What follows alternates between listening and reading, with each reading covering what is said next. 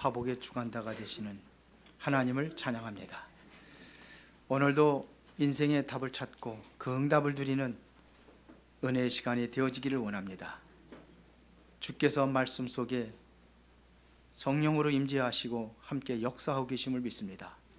오늘 그 은혜와 축복을 누리고 그 증인으로 모든 현장을 살리는 시간표 속에 들어가게 하옵소서. 예수 그리스도 이름으로 기도드리옵나이다. 아멘. 옆 사람하고 인사하겠습니다. 하나님은 당신을 사랑하십니다. 다시 한번 인사하겠습니다. 당신은 정말 소중한 사람입니다. 다른 사람들이 뭐라고 하더라도 하나님 앞에 인정받으면 됩니다. 하나님이 여러분들을 소중하다고 하면 소중한 사람입니다. 어떻게 되었든지 간에 하나님은 모든 것을 합력하여 선을 이루어가고 계십니다. 여러분들이 지금 응답이 없는 것 같지만 그 속에 하나님의 가장 큰 응답이 숨겨져 있다는 사실을 여러분들이 기억하시기를 바랍니다. 사무엘 이전에 정말로 사무엘을 만들었던 사람이 있는데 그게 바로 한나입니다. 한나의 남편은 엘가나예요. 엘가나에는 두 아내가 있었습니다. 하나는 한나, 하나는 브닌나. 그런데 안타깝게도 한나에는 아들이 없어요. 브닌나에는 아들이 있어요. 그래서 브닌나가 늘 한나를 괴롭혀요. 앞에 1장에 보면 그런 게 나와 있습니다. 그러니까는 뭐냐, 막 한나를 격분하게 만들었다, 이렇게 성경은 이야기하고 있습니다. 그러니까 이제는 그 남편 엘가나가 제사가 되면은 브닌나보다도 한나를 더 많은 거를, 2배로 많은 걸 줬다고 그랬어요. 그 어느 날은 너무 격분하고 이렇게 상처를 받고 이래가지고 막 남편한테 따진 거예요. 엘가나한테, 왜 나한테 아들이 없냐. 그러니까는 뭐라고 합니까? 내가 어찌 하나님이 될 수 있냐. 너는 10 아들보다 더 소중하다, 이렇게 얘기를 해요. 근데 그것 가지고 위로를 받을 수 있을까요? 위로를 받지 못하는. 그래 하나님께 늘 그걸 기도하는 겁니다. 아들 달라고 기도하는 거예요. 그런데도 아들은 안 주는 거예요. 여러분 어떻게 생각합니까? 아들 주는 게 응답입니까? 안 주는 게 응답입니까? 그렇게 말씀들 하시는데 내가 실제로 응답 못 받으면 하나님 원망하고.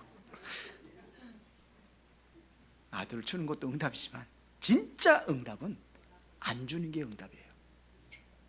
계속 아들이 없는데 어느 날 한나가 깨달은 거예요. 시대는 지금 엘리 제사장도 타락해 있어요. 두 아들들 홈니와 비느하스도 다 타락해 있습니다. 하나님의 음성이, 하나님의 말씀이 끊어진 시대가 돼버린 거예요. 그래서 한나의 기도 제목을 바꿉니다. 그 이전에는 나의 한이 되는 아들 달라고 기도했는데 시대의 한을 품었어요. 이 시대의 한을 품고 기도한 겁니다. 그게 바로 나시린입니다. 정말 하나님의 사람이 필요하구나. 내가 아들을 주면은 내가 하나님께 드리겠습니다. 나시린을 드리겠습니다. 이 고백을 한 거예요. 그 고백 이후에 한나에게 드디어 아들이 생깁니다. 그게 뭐예요? 사무엘입니다. 그래서 사무엘을 얻고 나가지고 엘가나 남편한테 얘기해요. 내가 이 아들을 내가 이렇게 서원했으니까 하나님께 드리겠다. 그게 마음대로 해라. 그래서 젖되자마자 성전으로 보냅니다. 누구한테 보냈냐? 하나님의 음성도 듣지 못하는 제사장 엘리에게 보냈어요. 이게 여러분들이 알아야 돼요. 지도자와 상관이 없습니다. 그분이 정말 하나님께 세우신 사람이라면 말씀이 끊어진데도 불구하고 그를 통해서 배우게 하셨어요.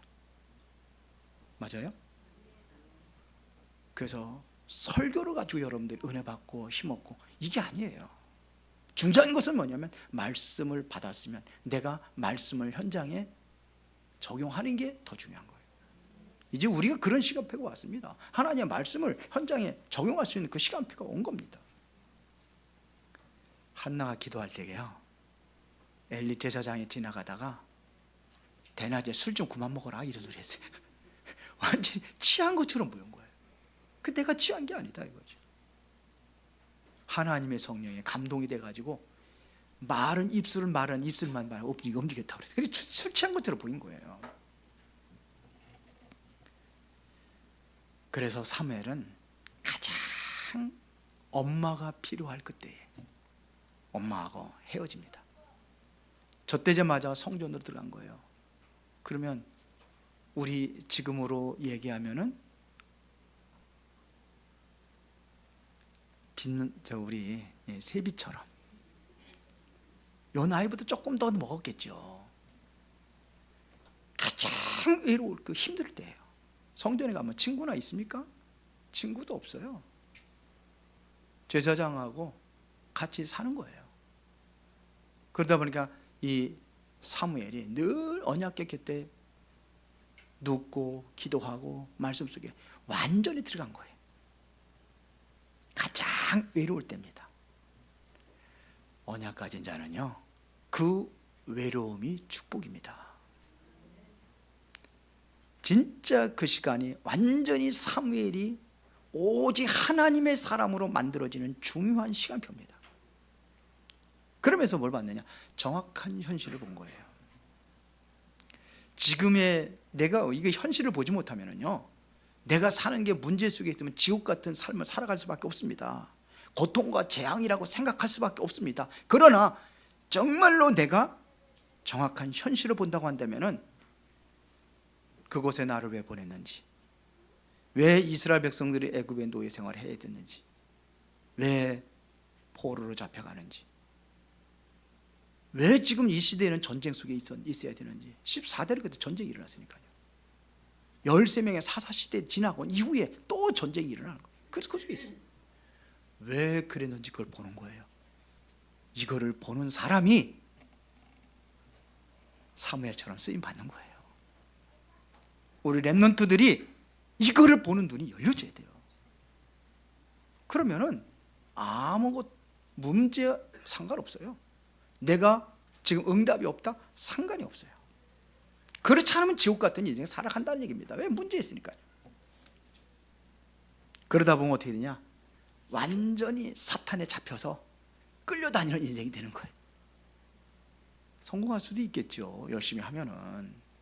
불신자들 다 복음 없이도 최고 가는 재벌이 되기도 하고, 또 국회의원도 되고 장관도 되고 대통령도 되고 할 수가 있어요. 그렇죠. 그러나 뭐냐? 사탄에 잡힌 거예요. 잡히게 돼 있어요. 김정은이가 뭐한테 잡혔냐? 사탄한테 잡힌 거예요. 지금의 많은 세상의 지도자들이 복음을 알지 못하면 결국은 사탄에 잡혀서 가지고 사탄의 종로로 타는 겁니다. 그게 영웅이라고 생각해. 전쟁에서 승리하고 돌아오고 그게 영웅이라고 생각해. 여러분들이 진정으로 언약을 알고 그리스도를 안다면은 그때부터 하나님의 성령이 역사하시게 되어 있습니다. 그곳에 하나님의 절대적인 주권 속에서 생명의 운동이 일어나고, 그 생명 운동이 성령의 역사를 통해서 일어나게 되는 겁니다. 이거를 우리가 체험하고 누린 겁니다.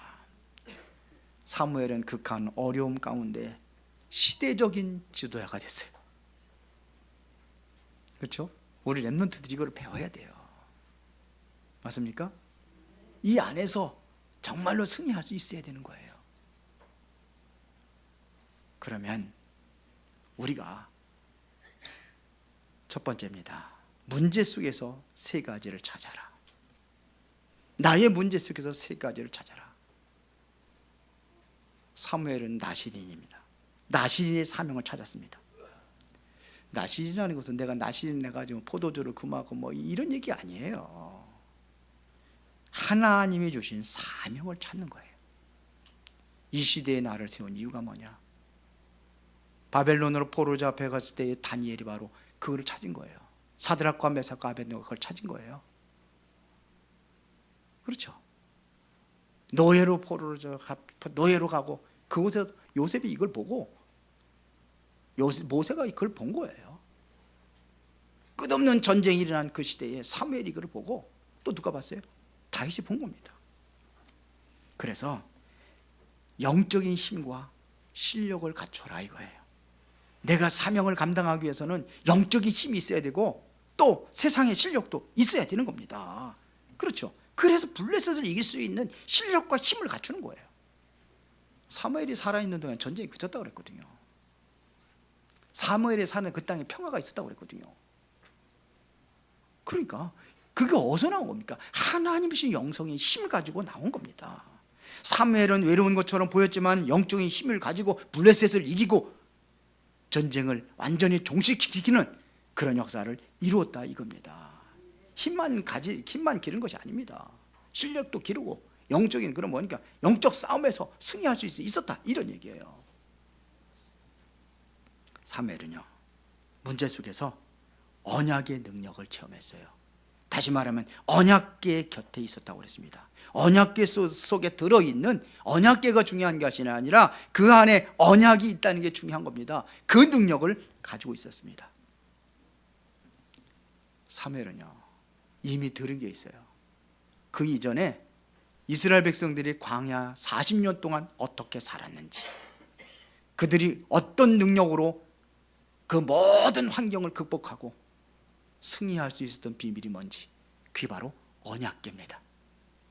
언약궤가 지나갈 때에 홍해 바다가 요단강에 갈라졌어요. 언약궤를 메고 여리고성을 돌을 때 여리고성이 무너졌어요. 이걸 알고 있는 거예요. 언약궤의 비밀, 언약의 능력입니다. 그래서 늘 어디에 누워 있었냐? 언약궤 곁에 누워 있었다 그랬어요. 궤장 옆에 누워있다, 그게 아니에요. 언약의 말씀을 사모하고 사랑하고 언약의 말씀으로 살아가기 때문에 그 어떠한 마음에 이걸 말씀을 담는 시간을 가졌다 이겁니다. 그것 붙잡고 기도하는 시간을 가졌다는 얘기입니다. 그러니까는 아무도 막을 수가 없는 거예요. 언약의 사람은 아무도 막지 못합니다. 요단이 가로막지 못합니다. 여리고가 가로막지 못합니다. 가나안 땅에 7족속 31명의 왕이 있는데 그들이 이길 수가 없었어요. 그렇죠? 이게 참 가나안 시안이 족속은 7족속인데 왕은 31명이라. 그런데 그들이 이길 수가 없었어요. 승리하는 겁니다.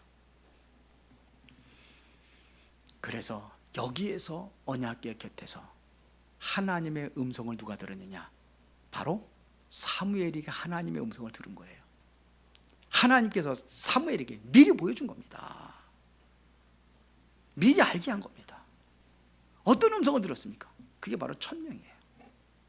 미래를 알려주었어요. 앞으로 엘리 제사장 집안이 가문이 어떻게 망할 것인지 다 이야기합니다. 사무엘에게. 사무엘은 모르잖아요. 언약궤 곁에 있는데 잠자고 있는데 사무엘아 사무엘아 부르는 거예요. 그래서 부를 사람은 제사장밖에 없잖아요. 그게 그러니까 제사장한테 간 거예요. 엘리야한테 간 거예요. 그래 내가 너 안 불렀다.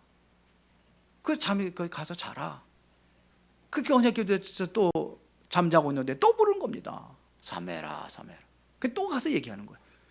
부르셨습니까? 아니 나 너 안 불렀는데. 3번씩 그러니까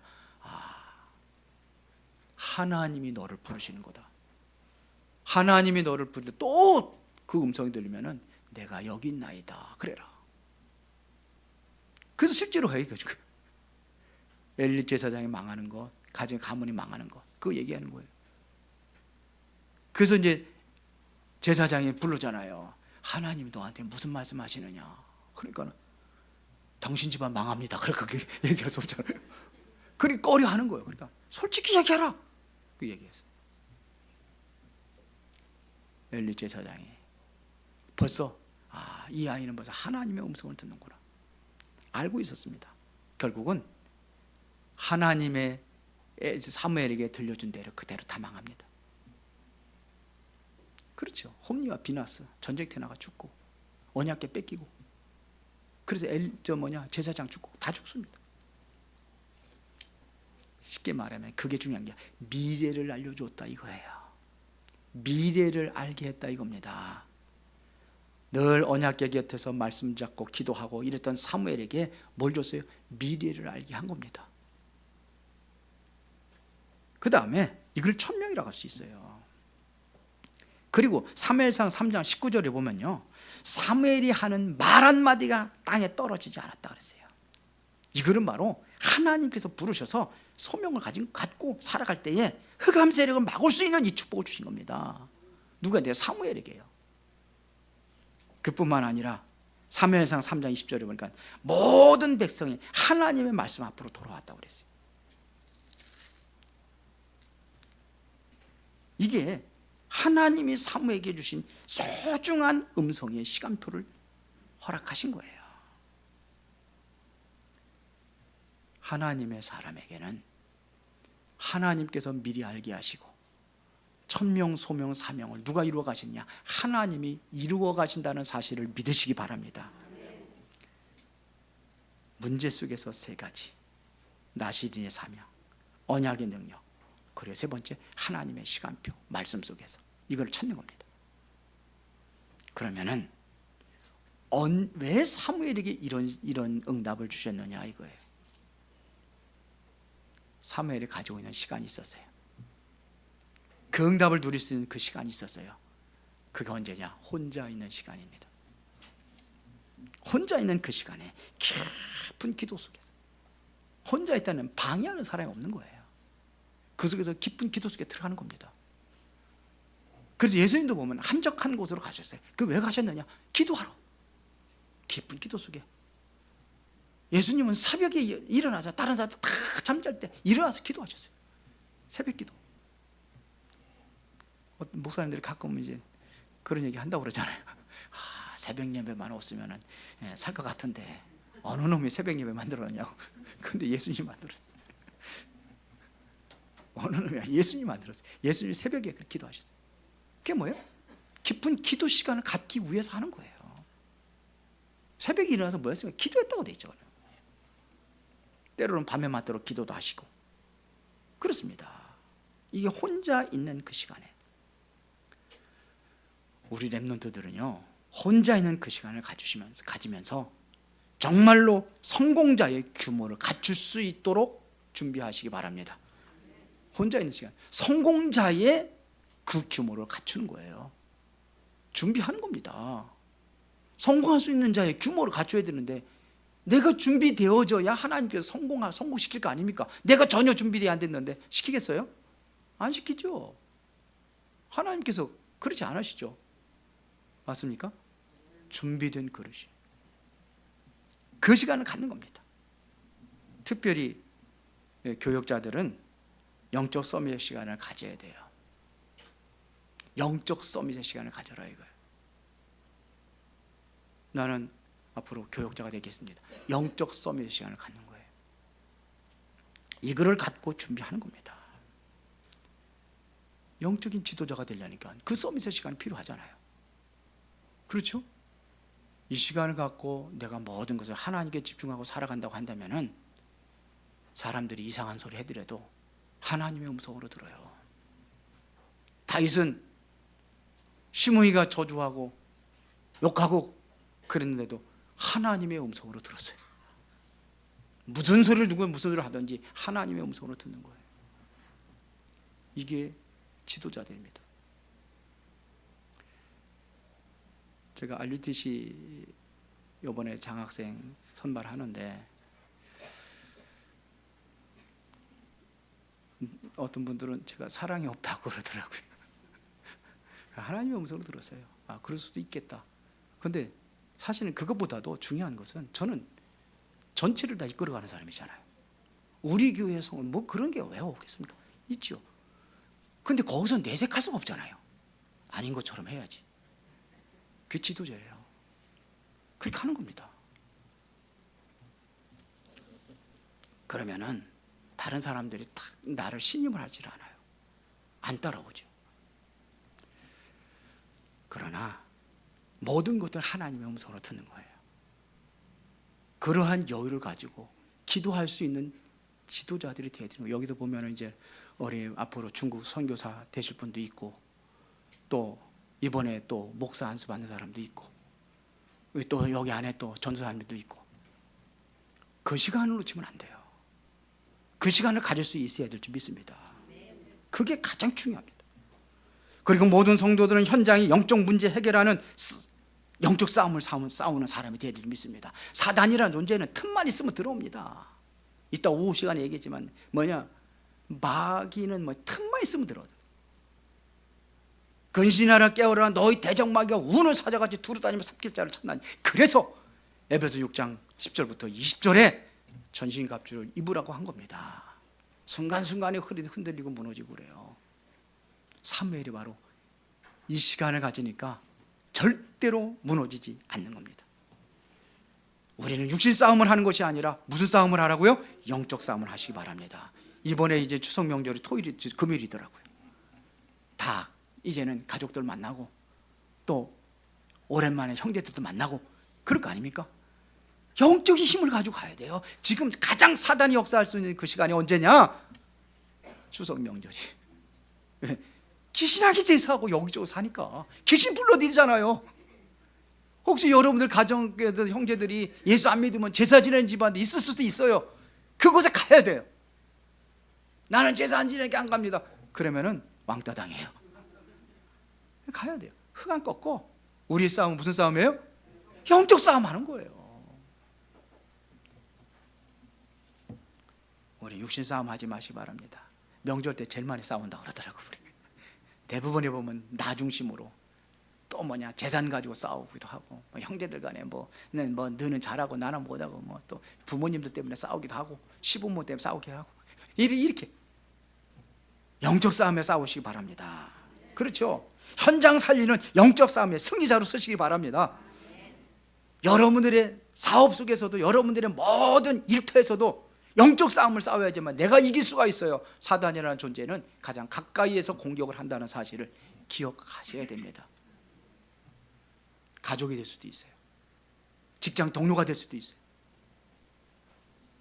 여러분들의 친구가 될 수도 있어요.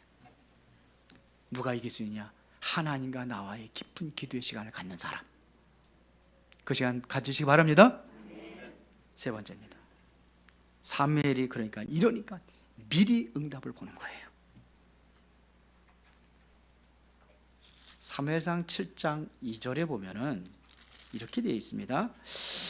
괴가 기럇 아람에 들어간 날부터 20년 동안 오래 있은지라 이스라엘 온 족속의 여호와를 사모하니라. 이게 사무엘은 미리 본 거예요. 멸망될까 미리 얘기했잖아요. 봤잖아요. 들었잖아요. 보는 겁니다. 엘리 가문의 멸망을 미리 본 겁니다. 언약궤를 통해서 어떤 일이 일어날 것을 미리 본 겁니다. 그리고 오늘 보면은 언약궤 7장에 보면 언약궤에 돌아온 이후에 온 이스라엘이 하나님을 사모하고 복을 받았다 그랬어요. 이게 오늘 이 얘기하는 겁니다. 7장에서는요. 여러분들은 미리 보는 재앙 막는 전도 운동의 제자들입니다. 이것이 미스바 운동이라고 하는 거예요. 이스라엘 백성은 하나님을 다 떠났잖아요. 그래서 14대를 거쳐가지고 계속 공격을 당한 거 아닙니까?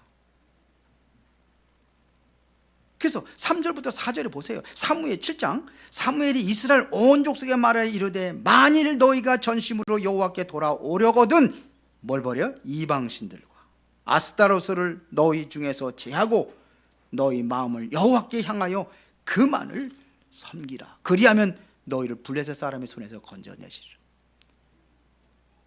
14대의 재앙이 끊어지는 거예요. 이게 미스바 운동입니다. 우상 세력을 막으면 재앙에서 너희를 건져낼 것이다. 6절에 보니까 그들이 미스바에 모여 물을 길어 여호와 앞에 붓고 그날 종일 금식하고 거기에서 이르되 우리가 여호와께 범죄하였나이다 하시니 사무엘이 미스바에서 이스라엘 자손을 다스리니라. 이 백성들이 돌아오는 겁니다. 미스바에 다시 한번 모든 우상 다 버리고 회개운동이 일어나는 겁니다. 그런데 이때 블레셋 사람들이 또 쳐들어오는 거예요. 7절 보세요. 이스라엘 자손이 미스바에 모였다함을 블레셋 사람들이 듣고 그들의 방백들이 이스라엘을 치러 올라온지라. 이스라엘 자손들이 듣고 블레셋 사람들을 두려워하여 이스라엘 자손이 사무엘에게 이르되 당신은 우리를 위하여 우리 하나님 여호와께 쉬지 말고 기부러지죠. 우리를 블레셋 사람의 손에서 구원하게 하소서 하니라. 백성들이 두려우니까요. 우상 다 버리고 하나님께 돌아왔는데 블레셋 사람이 또 쳐들어오는 거예요. 내가 예수 믿고 구원 받았는데 문제는 더 큰 문제가 오는 거예요. 지난번에 우리 윤한영 전사님 옳게 되시는 분 가서 예수님 영접했거든요. 기도하고. 그러다 보니까 윤한영 전사님 오빠가 되시는 분이죠. 그분이 무슨 병이 와가지고 그러니까 내가 교회 다녀서 그런가 보라고. 그래서 당분간 교회를 안 다녔다는 소리 들었는데 그게 속는 거예요. 교회 다녀서 그런 게 아니라 사단의 최후의 발악이에요. 그게 기회입니다. 시간표입니다. 그럼 집중적으로 기도해서 우리는 영적 싸움 싸우는 거죠. 싸워서 이기면 돼요. 그때는 또 좋은 소리 들리더라고요. 다 이제 또 이렇게 또 다시 신앙생활 회복하고 하신다고. 그런 겁니다. 이게 미스바 운동입니다. 그런데 10절에 보세요. 이런 문제가 왔는데 9절 10절 보겠습니다. 사무엘이 젖 먹는 어린 양 하나를 가져다가 온전한 범죄를 여호와께 드리고 이스라엘 위하여 여호와께 부르짖으며 여호와께서 응답하셨도다. 번제는 뭐예요? 오늘의 예배입니다. 하나님께 예배할 때에 금식하며 기도해서 되어진 것이 아니라 하나님께 예배할 때에, 이게 예배가 중요한 거예요. 10절에 보니까 사무엘이 번제를 드릴 때에 블레셋 사람이 이스라엘과 싸우려고 가까이 오매 그날에 여호와께서 블레셋 사람에게 큰 우레를 발하여 그들을 어지럽게 하시니 그들이 이스라엘 앞에 패한지라. 완전 승리하는 거예요. 그렇죠. 언제? 번제를 드릴 때, 피제사를 드릴 때 블레셋 사람들을 완전히 멸하시고 완전히 흑암을 꺾으셨습니다. 그러면서 7장 14절입니다. 블레셋 사람들이 이스라엘에서 빼앗았던 성읍이 에그론부터 가드까지 이스라엘에게 회복되니 이스라엘이 그 사방 지역을 블레셋 사람들의 손에서 도로 찾았고 또 이스라엘과 아모리 사람 사이에서 뭐가 있었더라? 평화가 있었더라. 이런 응답이 일어나는 겁니다. 뭐가요? 모든 전쟁이 끊어지고 그 땅에 뭐가 회복이 돼요? 평화가 회복이 되는 것입니다. 이거를 뭐라고 그랬냐? 에벤에셀이라 그랬어요. 에벤에셀이라는 것이 뭐예요? 에벤에셀, 여기까지 하나님이 도우셨다. 모든 것이 하나님의 도우심으로 이루어진 것이다. 이거예요. 이 에벤에셀. 그리고 제일 중요한 운동을 했습니다. 그게 바로 제자를 세웠어요. 제자를 키웠다는 얘기입니다. 누구죠 그게? 사무엘의 기름 부어 세운 다윗입니다. 정확하게 후대를 세웠어요.